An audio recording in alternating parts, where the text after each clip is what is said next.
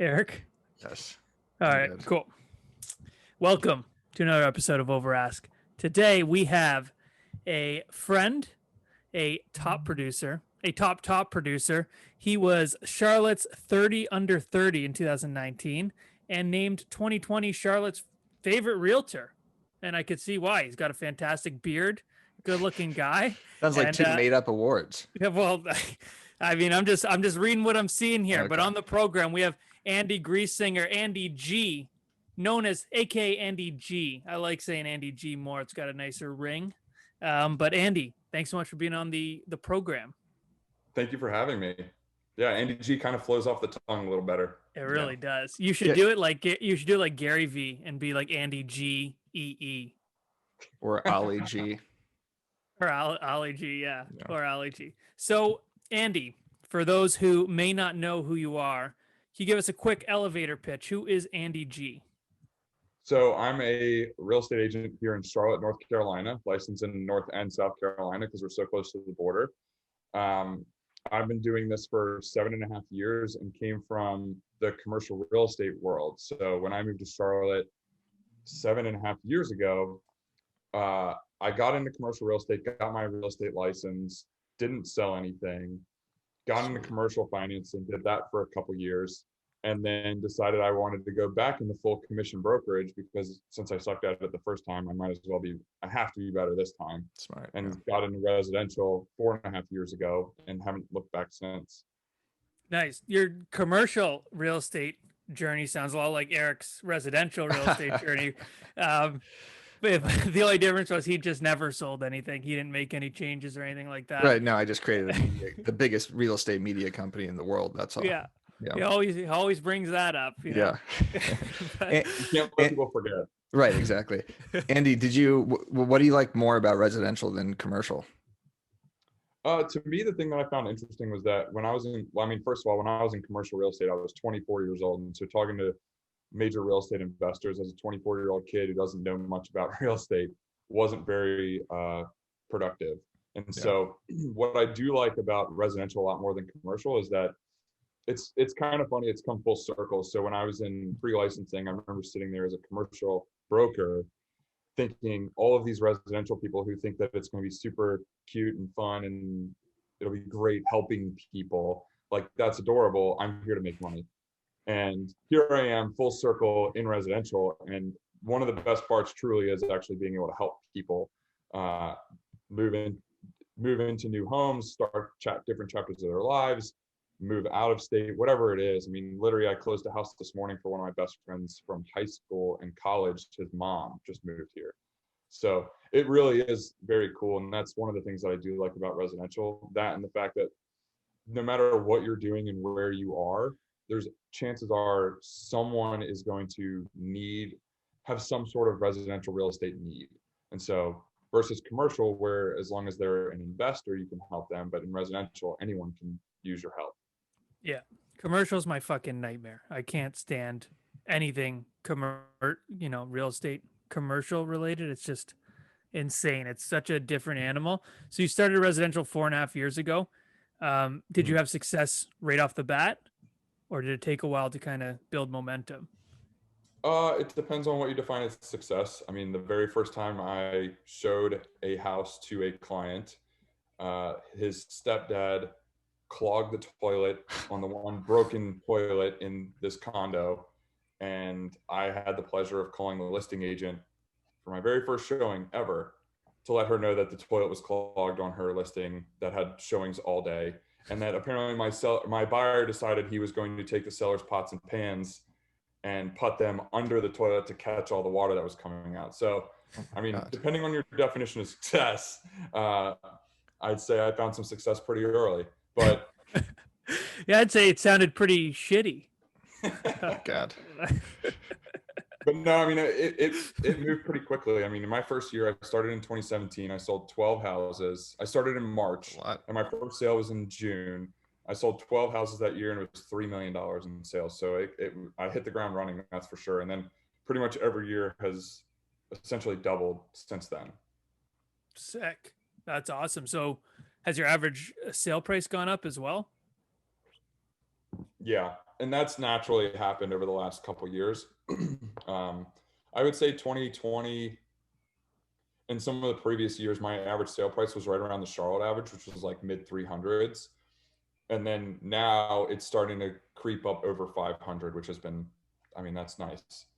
And it kind of naturally progresses that way. Where'd you get your initial business from when you first got your license or when you first became a residential agent?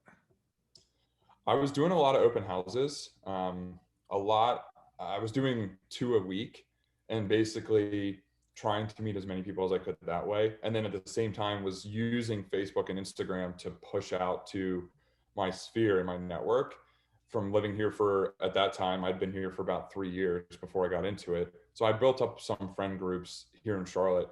And so through posting everything that I was doing, I actually started getting some more of my sphere pretty quickly.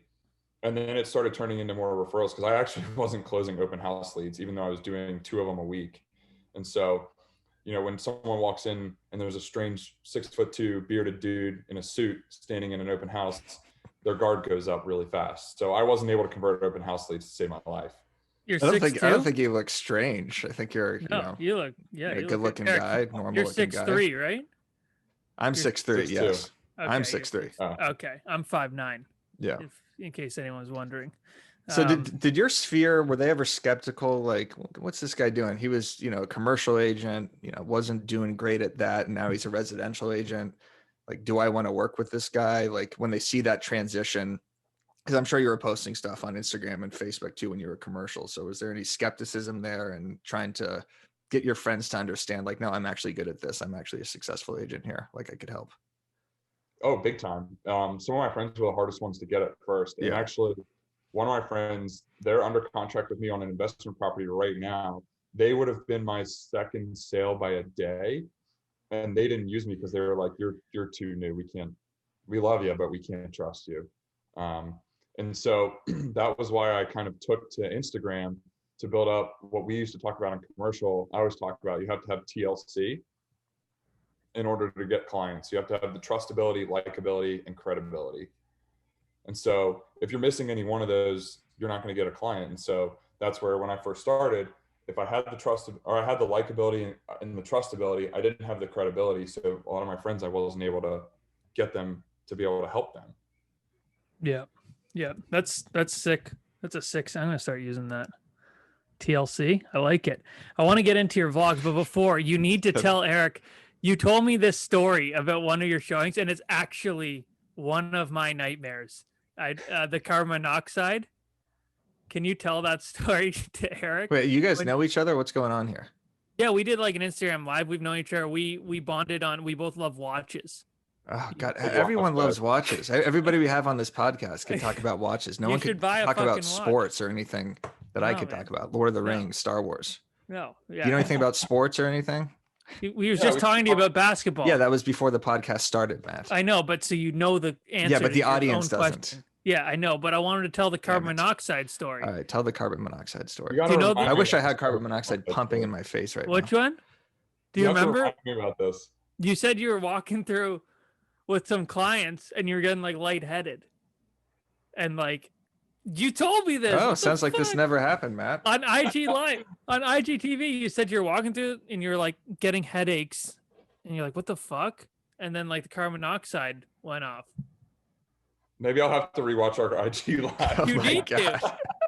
to. Guys, now everyone go to Andy's Instagram and watch the IG Live because it's actually there and I'm not insane. I wish I could pull it up right now. Maybe I'll get it and put it in this little clip here.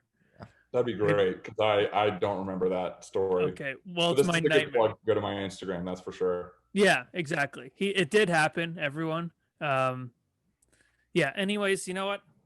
Fuck it.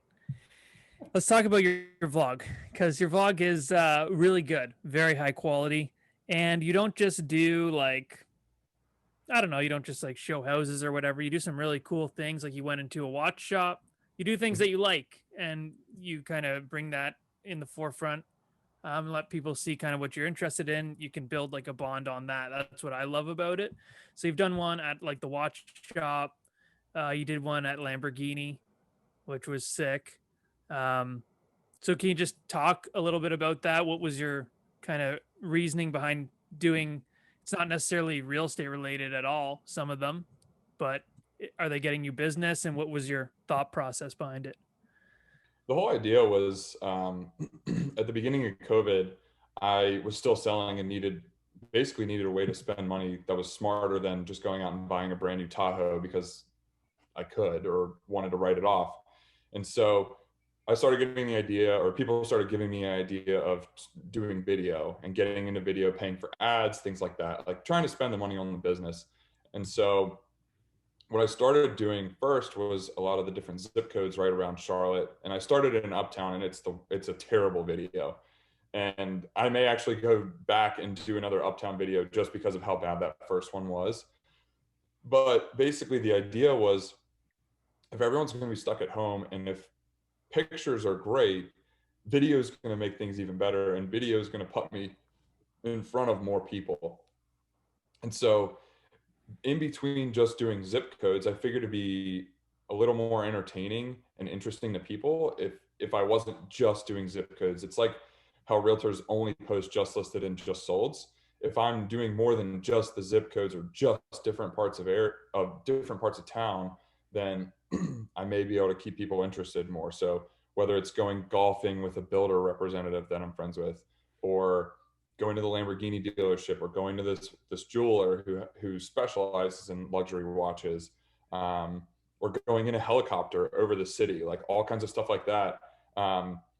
The idea was basically, it's fun, it's authentic, it's with people that I'm friends with too, which we can all it translates on camera, because when you're having fun with friends on camera, the end product is so much better, and people actually enjoy watching that. Yeah. Yeah, I noticed a lot of your videos, or almost all of them, it's all Charlotte based, like very specific to the community. You know, videos of you driving around talking about the zip code or what's going on in the neighborhood. And I think it's really cool that you keep that focus directed on your potential clientele and clientele. And I think it's really cool for agents. Like, we have so many different opportunities to produce content about anything in our community, whether it's restaurant reviews, golfing, like you said, helicopters. Like, if you're not showing houses, or you don't have a listing to show, or you're not doing inspections or something like that, you could literally, I've said this so many times, I'm just going to cut myself off. Oh, keep saying it. No, You I just, fuck. I was There's literally new- like, I was watching myself say this and I hated what I was saying. Yeah, there's new listeners. We're the number one podcast in the fucking world. You have to I just had like an saying- out of body experience right there, where I was looking at myself, just Yeah, saying you're something I've insane. said like 5 times. And then I He's been started, in that- I started to lose my mind. He's a been little in that bit. 10 by 10 room for fucking 7 Yeah. weeks now. He was like, what the hell's But going anyway, on? your vlog is very entertaining because of the different like settings that you go to. And I think that it's great content and people should check it out.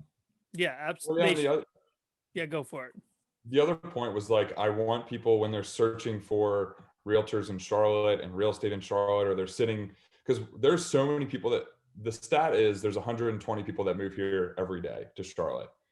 Now, someone recently asked me if that's net or gross, and I don't know the answer to that, but I'm going to stick with 120 people a day are moving Sounds to good. Charlotte. And they're all searching online. So I figure if they're searching on YouTube or searching on Google or whatever, like, I want to make sure I'm the most searchable agent in town. I want to be the most popular agent in Charlotte. And so I want people to be able to find me easily and find my videos easily. And so it was funny. Recently, my dad was searching for stuff, and he said that he came across my videos and he was surprised at how easy it was to find my videos. And I was like, that's the fucking point. Yeah, that's sick. And they're very clickable. Like on Instagram, your page looks awesome because you have all the thumbnails, and you take the extra step, something I don't do, to actually make your page look neat and good. Yeah, So when you get there, you want to click it. It's aesthetically consistent too. You have like the same colors throughout, like that kind of orange theme. Mm-hmm. Yeah. And then the orange background with the white cutout. I saw that. And then I copied it for a long time. I was like, oh, that looks fucking sick. And then I immediately copied it because it really, you really pop. Really It pop. does. You're wearing that nice. Another thing you do that's great is you have, and Eric has talked about this before. I forget the exact example he used, but that guy who walks around at the conferences with like an orange suit or some shit. Yeah. Yeah, that The fucking orange agent or whatever. yeah, he the calls orange himself. agent. He sounds a little off his rocker. But what you do Yeah. cool is every closing, you, Orange agent. yeah, you have the pinstripe suit, and Mhm. it's like your costume. I mean, I feel like you're getting so big in Charlotte that people are going to start dressing up as Andy G for Halloween. Like you have that, and like every time there's a closing, you try or you do wear that suit, right? Mhm. Like that's just like a cool like extra step you can take. Like oh, he's wearing the suit. We must have a closing today, and like that's like literally what I think when I see you in that suit now. I'm like, oh, motherfucker's got a closing every day now. Like you're wearing that suit a lot, and Yeah, I it's just think 5 that's. pinstripe suits now. Do you?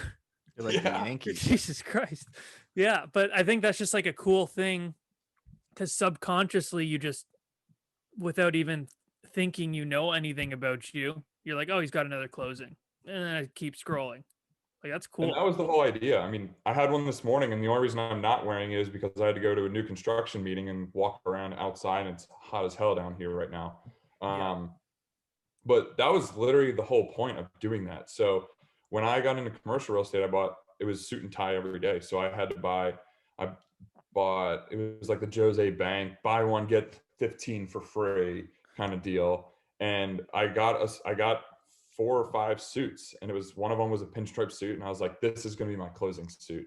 And never closed anything in commercials. So I literally never wore the suit. I had it for like 5 years and never wore it. That's hilarious. You kept it into residential. You kept the pinstripe. Like, some people would be like, oh, no, fuck pinstripes. It clearly doesn't work. And then you go for something else, but you kept it. I like it. You're like Mhm. Tiger Woods on Sundays, always wearing red. It's good persuasion for your clients and followers too, because if they keep seeing that suit, even if you're not saying like, hey, I have a closing, they start to get conditioned and see that suit and be like, dude, this guy's closing deals nonstop. He's always in it. So Yeah, smart. it's brand recognition at Yeah. that point. That's what I was kind of training everyone in a way to know that if I'm wearing a pinstripe suit, that I had a closing that day. Yeah. That's Very smart. yeah, mission accomplished. Do Holy you fuck. do you break down your vlogs? So I see them on IGTV, and then I see you do reels also. So are you cutting all of these and editing them down into micro content, or do you have a team doing this for you? Because Matt and I know how time consuming this could be, and it sounds like you're closing a shit ton of deals. So do you have like a content team around you, or are you breaking them down and doing it yourself? So about a year and a half ago, I hired a video company, and they do a lot of the cutting of that for me. So we'll go film.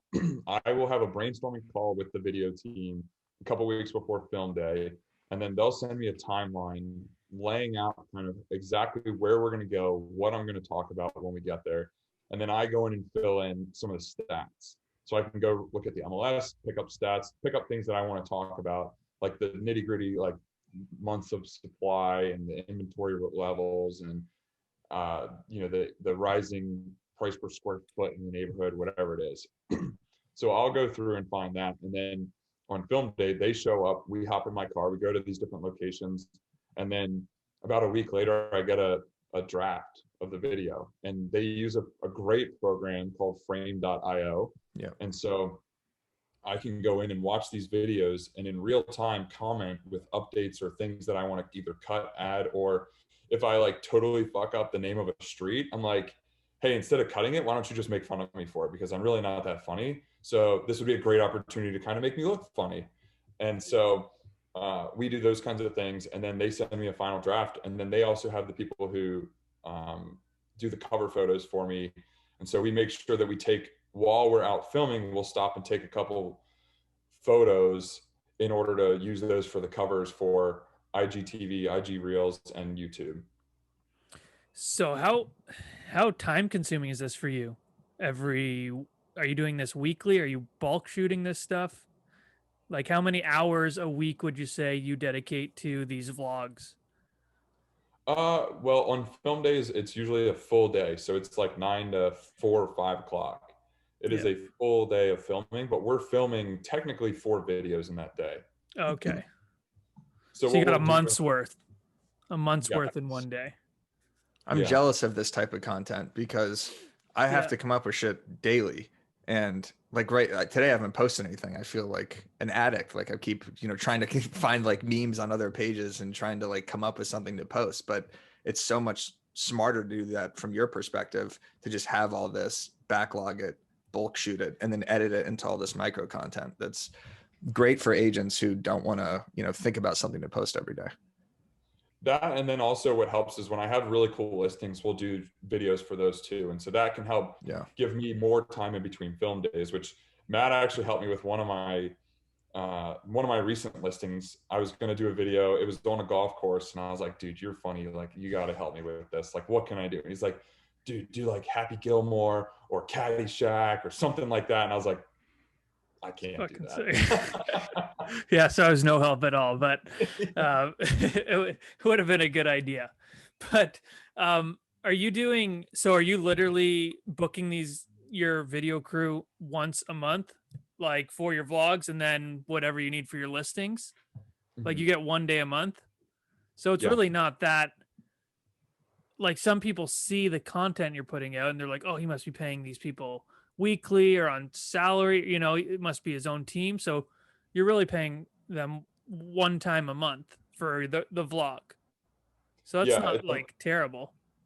It's a monthly fee, and then they come out and you get 1 full day of filming. And then, sometimes if I have a listing that's really cool that pops up, they'll be flexible with me, because it's almost like I paid for 26 long form videos, because that's every other week for the year. And so if I have to throw a listing in there because it'll look really cool, then they'll kind of use that as one of my 26 videos that I've got. And they'll kind of take that off my list.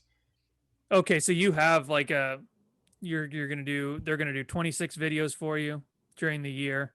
And then like you have that all set up at the beginning of the year. And you're just paying it monthly. Yeah.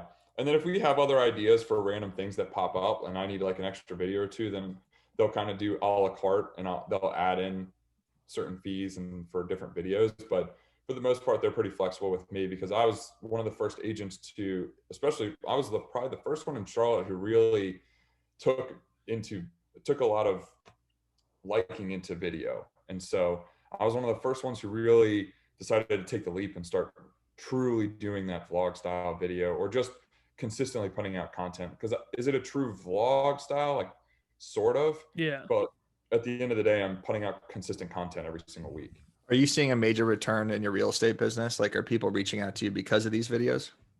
Yeah.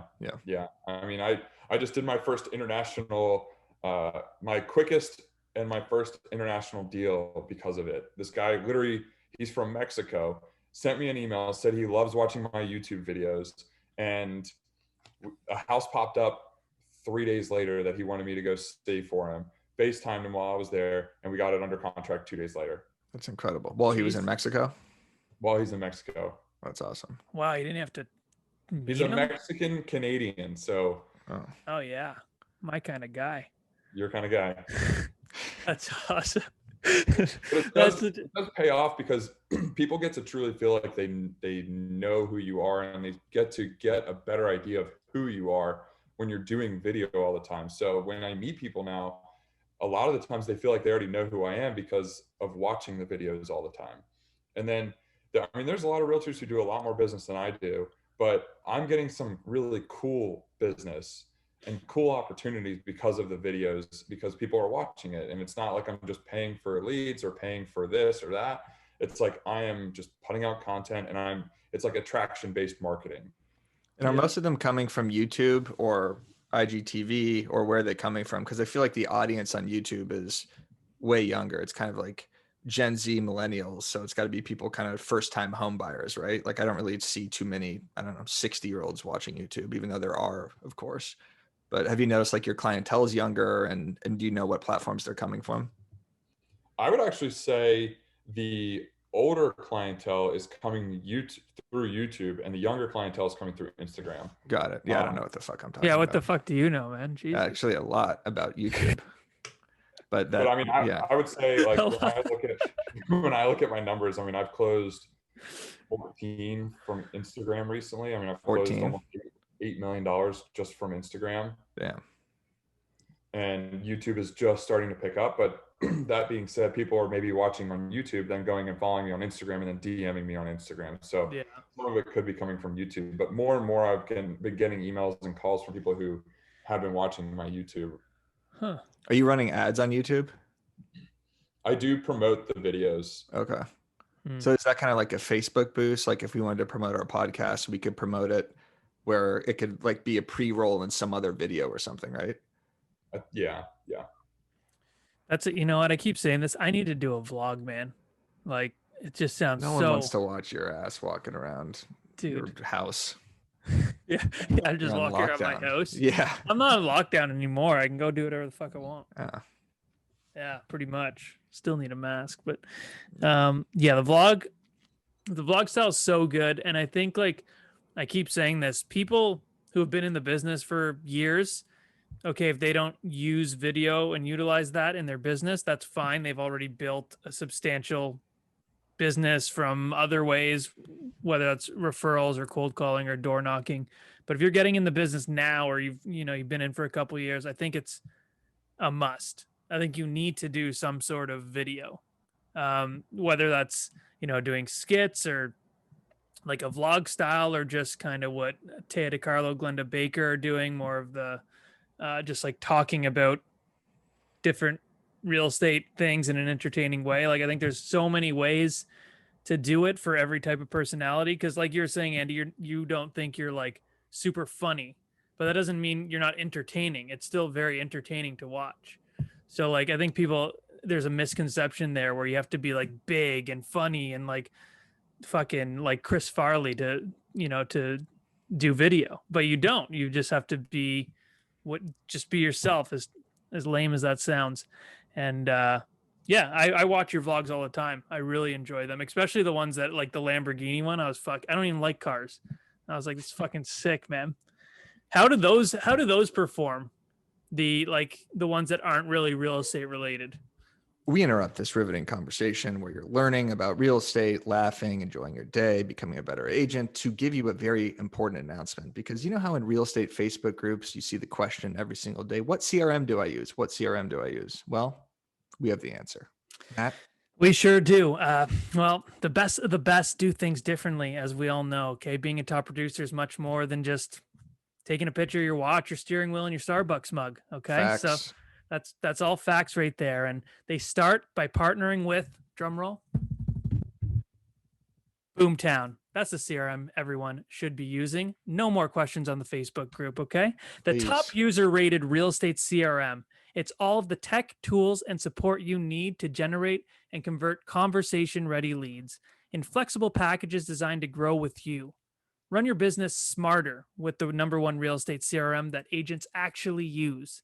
Check out Boomtown and see how you can score $750 in free digital advertising. Damn. Visit boomtownroi.com/overask. That's boomtownroi.com/overask. That's boomtownroi.com/overask. Yeah. What kind of messages and engagement do you get? Sometimes I get a little bit more from those just because they're different. And it's like something like Lamborghini, you may not get as many comments because people don't live there, or like when I'm posting a certain zip code and someone lives there, sometimes they're like, oh yeah, I love this place. Or they'll, shit talk me because I forgot something I totally should have mentioned. Yeah. But with like Lamborghini or like with the watches, it was like a lot more people would reach out to me because now that they know that I'm interested in that kind of stuff and they're interested in it, it's like now we have something that we can talk about. Yeah. And so I'll get a lot more DMs, and I'll probably get a couple new relationships in a way out of some of those videos versus the zip code videos, simply because someone's watching and they see, oh, well, this is kind of cool. I'm really interested in these cars, or I'm really interested in getting my first luxury watch. Like all those kinds of things are to me, what's cool about it is you can be truly authentic with it and people will gravitate towards you because of that. Yeah. Are you doing any other?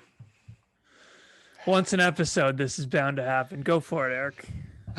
Well, sometimes people get pissed at us because we focus so heavily on social. We got a comment once from some asshole that was just like, no one cares about social. Like 90% of, my leads, or all my leads, don't come from social. So before, you said you really picked this up like kind of early pandemic, right? Is when you started doing the vlogging. Mm-hmm. So what were you doing before? And do you still do other lead generation tactics other than social? Or is it like just all kind of coming to you now? through like Instagram and YouTube? Like, do you still set opens? Do you cold call? Do you touch your sphere? Reach out to your sphere. Depends on what kind of touching of the sphere you're referring to. You say that's just a weird way to put it. 52 touches. Yeah. Yeah. How many touches? I would say most of my business comes from referrals and from my network and my sphere. I don't really do open houses. I make sure I have open houses for my sellers, but I don't sit there and host open houses. I don't do cold calling. I've got some systems for, like, to me, I actually would prefer to cold call other brokers than buyers and sellers, because brokers are going to be super, like, they're going to want to do these deals and want to put deals together. So if I have a listing and I can call on 100 agents who've recently sold in that neighborhood, they're going to be incentivized a little bit more than some seller who's going to tell me to fuck off, than to be able to actually put the deals together. And so that's where I actually like reaching out to other agents to try and put some of these deals together. And I don't really do too much cold calling the sellers. I don't really do much door knocking. I don't really do the open houses. But before the vlogs, I was really focusing heavy on Instagram. Like, I was doing a lot of the stuff with automation back when it was allowed, back in like 2018. What do you mean? Like, you had like a follow bot or a comment bot? The following. Yeah. Yep. And it was super targeted, and it was helpful. I mean, and I'm not ashamed to admit that, because it was also a lot of work, and you still have to cultivate that. So it's not like you're just buying followers. You're really working to build up a following that's hyper local, and you have to be really strategic with it. And unfortunately, it's not allowed anymore, but that was something that I was really intentional on. And I basically used Instagram as like my digital billboard. That was how I viewed it. Like, that was my mindset on Instagram, was this is my digital billboard. I need to constantly have stuff for people to look at. The follow bats were super effective 2 and 3 years ago. I had a bunch of buddies that were using them for like their graphic design business. And I basically was a follow bot myself. Like, when I started the broke agent, I was doing follow and follow and commenting on all these accounts. So yeah, no one should be ashamed of using a bot like that to get specific followers. It's just, Instagram doesn't allow that shit anymore.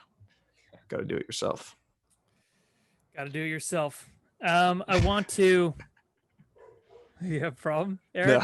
No. Just okay, cool. Thank you for echoing that. Yeah, no, absolutely. I want to talk a bit about all the Serhant stuff that you've been involved in. We're going to give our boy some free promotion here, but that's good because he's a friend of the show. How is the Ryan Serhant Pro program? It says right there you're a Serhant protege. On your bio. It's protege. So are you, man? Yeah, I'm a product of Serhant. Yeah. Yeah. So how is it? I mean, we all, like I said, he's friend of the show. We love Serhant over in this neck of the woods. Yes. How was it for you? It was cool. It's a different experience I feel like, compared to, I mean, in the pro program, they've got like 250 agents now, which is a lot.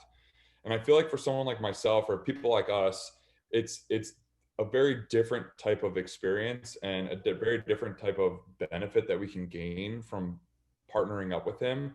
Because for me, it's like I have enough eyeballs compared to some of my peers here in Charlotte that just simply going there and having the video with us hugging and shaking hands and talking, and him telling me that he thinks I should go by Andy G, which I already do. Like, just having that helped build credibility. And that's my whole thing, was like furthering my credibility and exposure. And that's why I like social media. And so meeting with Ryan and being able to like essentially partner with him has been super helpful for me, just because now friends in town or random people who are huge fans of $1 Million Listing, which, in Charlotte, like, a lot of people watch those shows. Yep. And it helps build credibility, because I can say, oh, I know him, I'm friends with him, I'm partnered with him, I've met him, all those kinds of things like that. It does help a lot. And, if someone doesn't watch the show, it doesn't do jack shit, but it is helpful to be able to have him in my back pocket. I mean, I've met with, I'm working on a new development project right now, and obviously he's huge in development. And so I was able to talk to the developer about that. Like, hey, I work with Ryan. He may be able to give you some advice on this or that. Like, I'll make some questions and reach out to him and see what we can find out. So having those relationships is super helpful. So in the pro group, you get to meet with him. Is that one of the perks? Yeah. Got it. Yeah. Having that video, like you said, like there's all these kind of real estate adjacent entrepreneur types and podcasters that have clips of just meeting Gary Vee.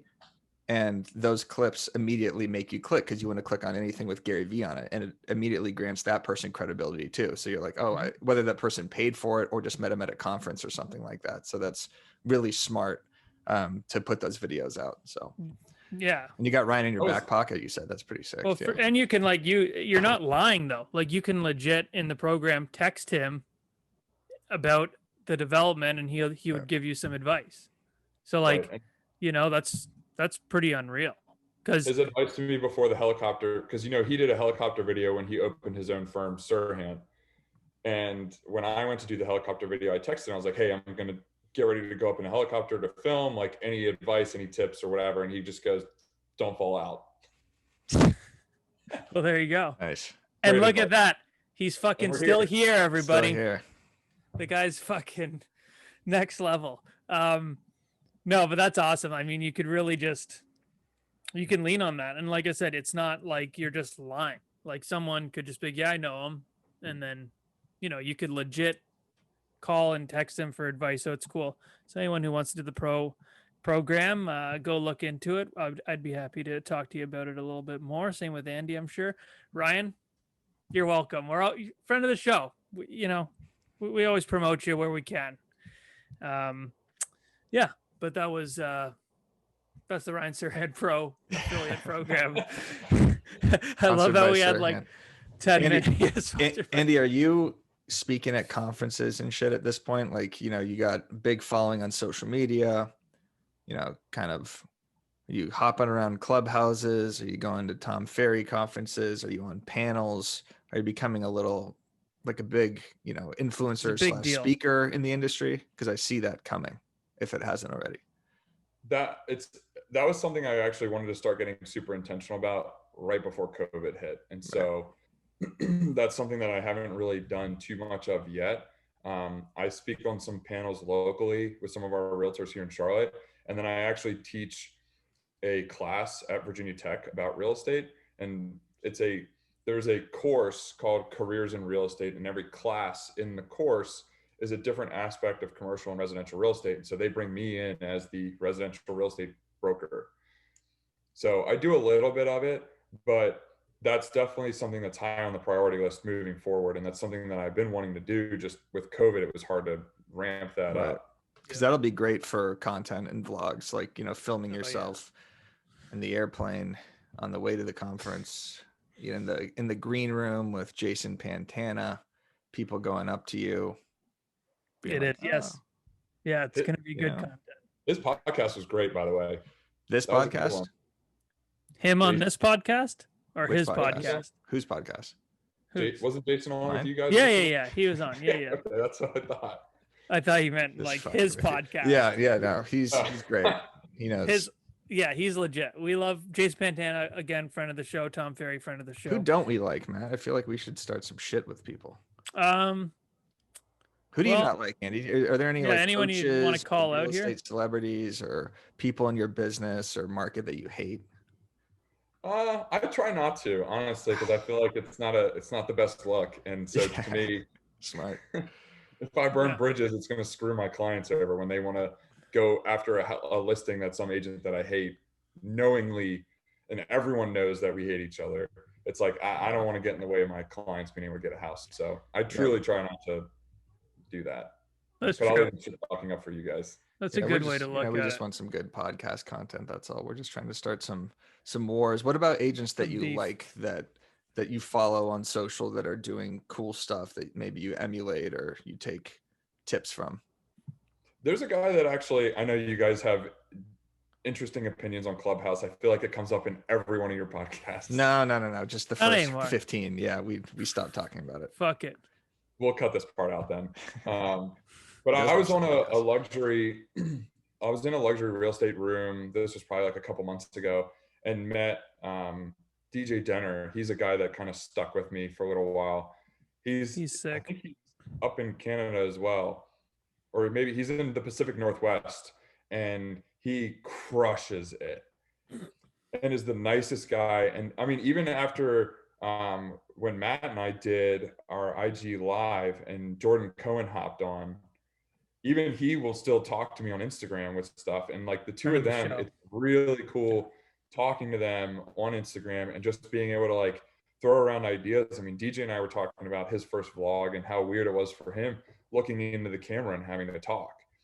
And I'm like, dude, but your listings are fucking sick. So like, who cares? Just look in the camera and talk. And yeah, he's someone that I really like watching what he's doing. Yeah, he's sick. And yeah, his listings are unreal. Honestly, if I had listings like that, I'd just be like, yeah, fucking go look at it. And then I'd walk away in my fucking get in my Lamborghini and that would drive be a away. great listing video. I think that would actually would be funny. I know. It's like just fucking. That actually would be really What am I supposed to just? Yeah. What am I gonna say? That's gonna, Yeah. You don't want to see me. I'm gonna You want to see the house. Yeah. But yeah, DJ's sick. Another guy I'm friends with, who I think Matt and I kind of met through, was Ed Stulak. He's a good friend.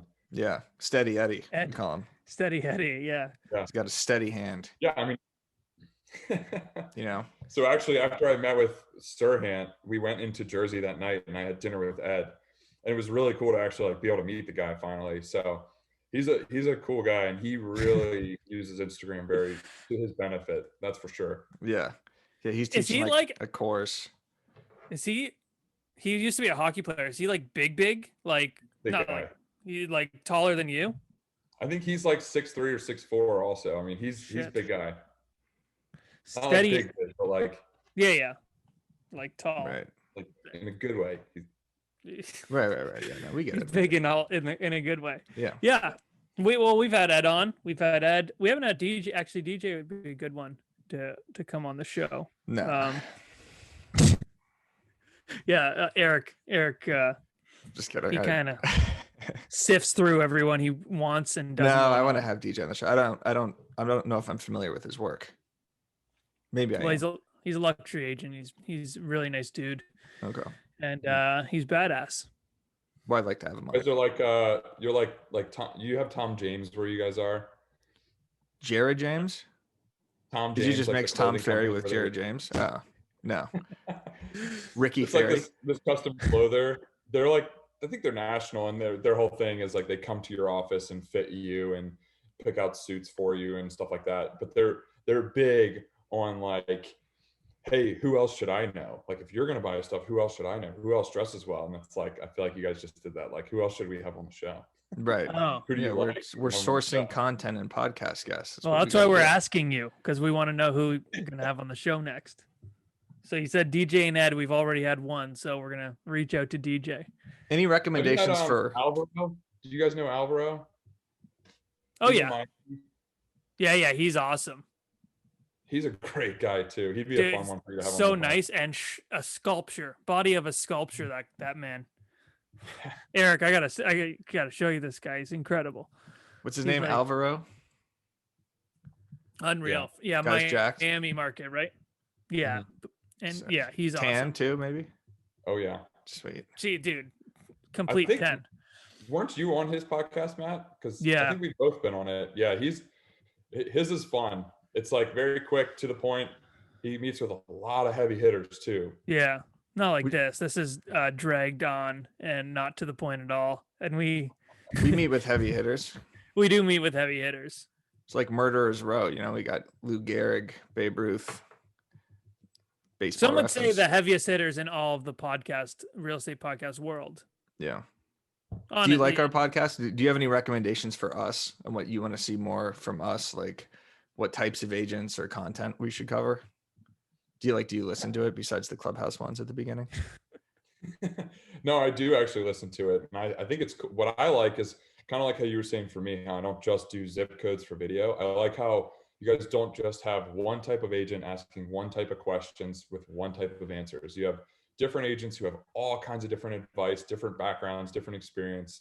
And then you also have somewhere it's just the two of you guys just kind of shooting shit for however long you feel like shooting shit for. So I like that because sometimes there's stuff that's super relevant and sometimes there's not. But I think it's like I liked having some of the real estate coaches on as well. Like I thought that was kind of cool because I think Jason Pantana was one that like you had someone on pretty recently who had mentioned them as their coach, and then you had him on. And for me, as someone who's super heavy into social media, I like that a lot. So it got me really excited to listen to his. Awesome. Yeah, and his content is great. A lot of people, or he mentioned to me that a lot of people came to his Instagram from that podcast, and the advice he gives is unparalleled, I'd say, in the social media realm. Yeah, he kills. He's unreal. Everybody crushes and kills, seems like. Yeah, well. We should have agents that just suck on this. Seriously, like everyone we talk about is like crushing it and killing it. We should just have, there's like, a shit reason. Agents. We get a lot of people messaging us saying they want to come on the show and talk about like fucking foreclosures and shit. And it's like, God, dude. It's like we don't even know what the fuck that is. Why would we talk about it? Yeah. What you guys should do is find an agent who bought all of their followers, has no engagement, but has like 50, 60,000 followers, and just have them on and fucking grill them. Like the Jordan Belfort, Grant Cardone podcast. Like that's a great podcast. Like have them on there and just hammer them. Yeah. I actually have a skit coming out that's going to rival Grant Cardone pretty soon. So. All right. We're waiting on pins and needles for that one. Watch out, Grant. Yeah. Okay. I'm sure he's quaking in his boots over there in his jet, in his private jet. Awesome. Well, Andy G, thank you so much for coming on. Everyone, if you haven't already seen Andy's social, you need to go check it out. Eric, ask your question there. Yeah, where is the social? Where should people follow you? What's your handle? It's Andy G _realtor. I'm the one with the big orange background and the pinstripe suit. So do you ever have trouble promoting stuff on Instagram or Facebook with realtor in your name? Because I know realtor has a copyright to that. So I always wondered the people that have realtor, does that fuck with their promos at all? I haven't really had any issues. Not with that.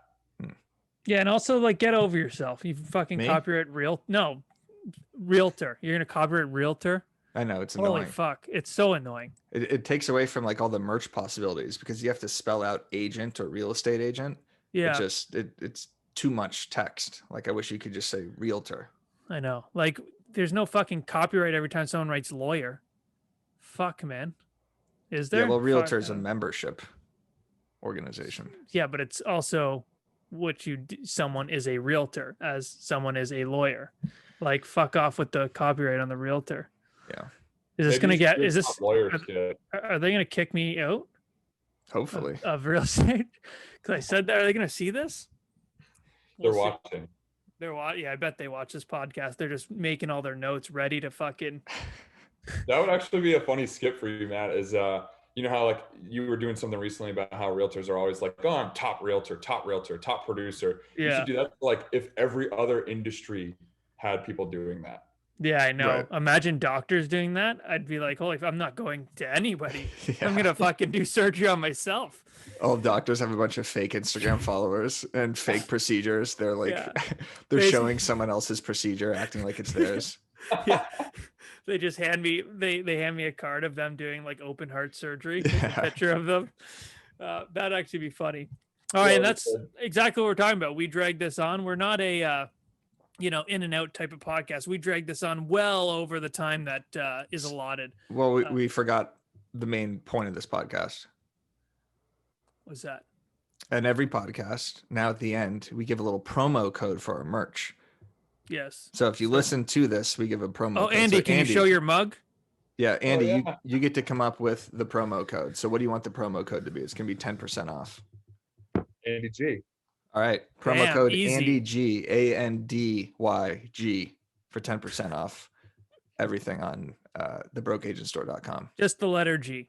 And make sure you buy this mug because I'll throw out a nice little pitch for this mug because it's fantastic being able to fit your entire hand.